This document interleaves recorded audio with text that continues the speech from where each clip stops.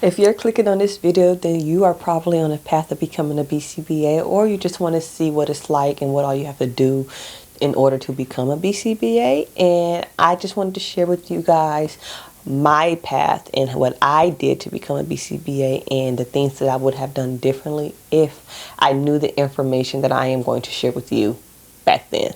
There's just regular tips that anybody can find. You can go on the BACB website and or you can just chat GBT at how to become a BCBA. There's going to be the same exact tips.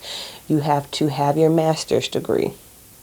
Right now, they are saying that you can have, I believe right now they're saying you can have your master's degree in almost anything, but you have to take the 6 ABA coursework. So you can either get your master's degree and take the coursework at the same time, or if you already have your master's degree, then all you have to do is go take those 6 additional classes and get your, so then the second thing is you would have to get your fieldwork hours, which is a headache within itself. I'm going to talk more about that in the future. You have to take your tests. You take your tests. You have to pass your tests, and then you become a BCBA. Those are the basic tips of how to become a BCBA. Now, how I became a BCBA and what I learned on this journey. Whew. Now, my first tip of advice for you guys is make sure that when you are on your path to becoming a BCBA, if you are still an undergrad, pick an undergrad program that will be a financial plus for you.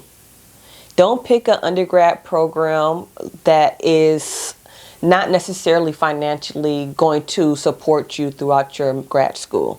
Now, my undergrad is in psychology, because when I did my initial research on how to become a BCBA, they were saying you had to have your degree in like psychology or sociology or a related field.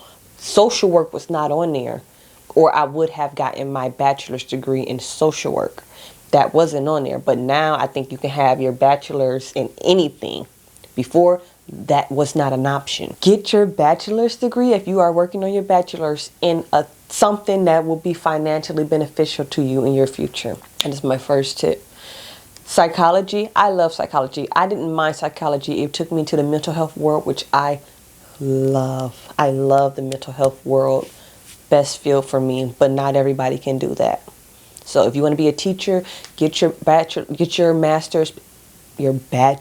degree in teaching, or special ed teaching, or OT, or like something that will financially be positive and beneficial for you while you're going through grad school, because that is like one of the biggest things that is a big stressor for everyone. I'm not going to lie. You'll hear most of the time when you see people who are going through their master's program and they're like in RBT or something, and they have to still provide for their family but also go to school, and it's a burden when your finances is kind of wacky. Piggybacking off of that, my second tip of advice is make sure you pick your master's degree wisely. You do not have to pick a master's degree in ABA. I honestly would advise you not to pick your master's degree in ABA, because you might want to do something differently in the future.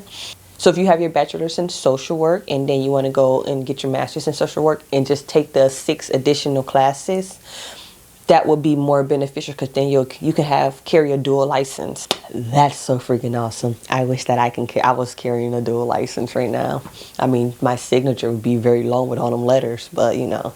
But making sure you choose your master's degree outside of like ABA or psychology will be so beneficial for you in your future. If you want to be a special ed teacher, if you want to be an OT, if you want to be speech, if you want to do speech, physical therapy, like pick something that you can move around with, because you don't want to get stuck in a field that you might eventually be like, oh, I'm so burnt out, I don't know what else I can do. I am kind of like stuck in between like mental health and ABA, which is fine because I love both.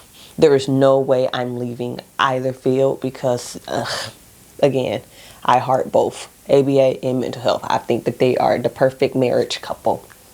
My third tip of advice for you guys is when I became a BC, like how to become a BCBA and what I would do differently is I would not stress over my field work hours immediately.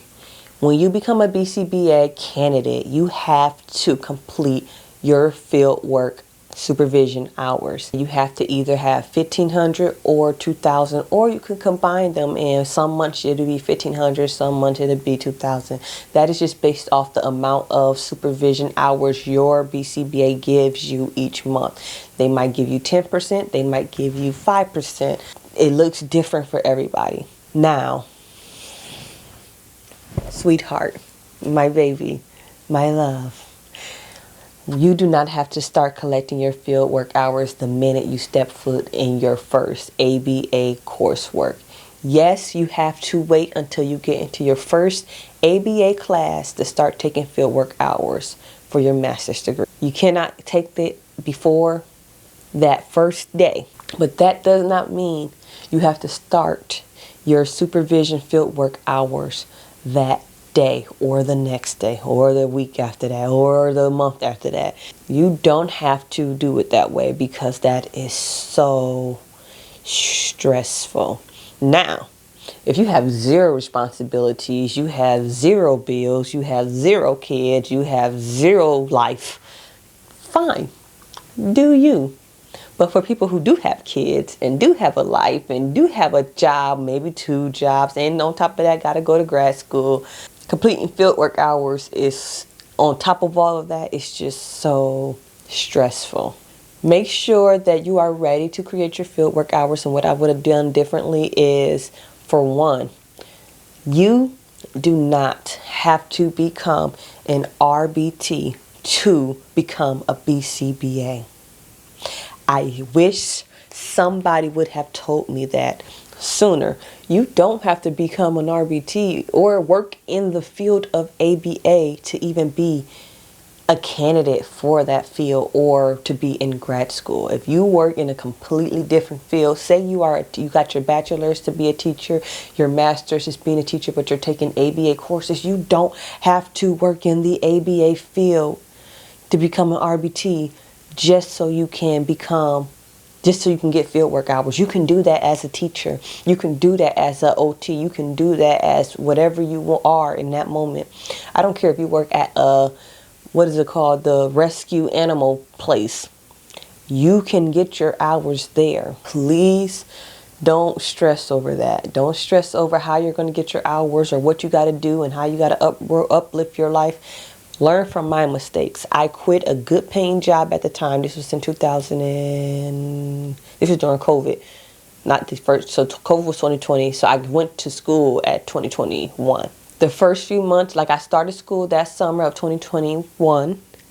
And for the first few months, I was not in the field. But then after like my second semester of grad school is when I entered into the field of becoming an RBT. And like I said, you don't have to do that to yourself. You don't have to do that. So, learn from my mistakes.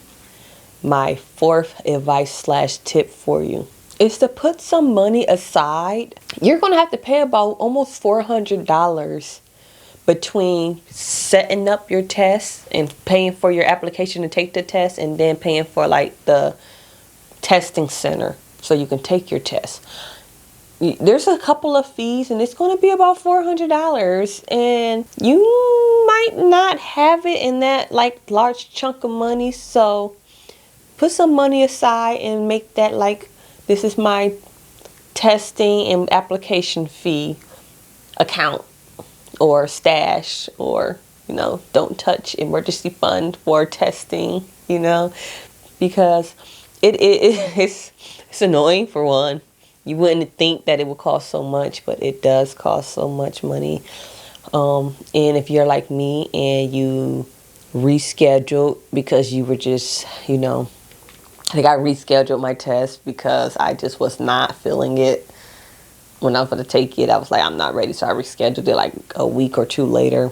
And it was like an extra $75 to reschedule. So, just have some money aside And especially if you want to buy like coursework programs, like study courseworks, or like study materials, books, mock exams, have some money aside, because I personally, don't be like me.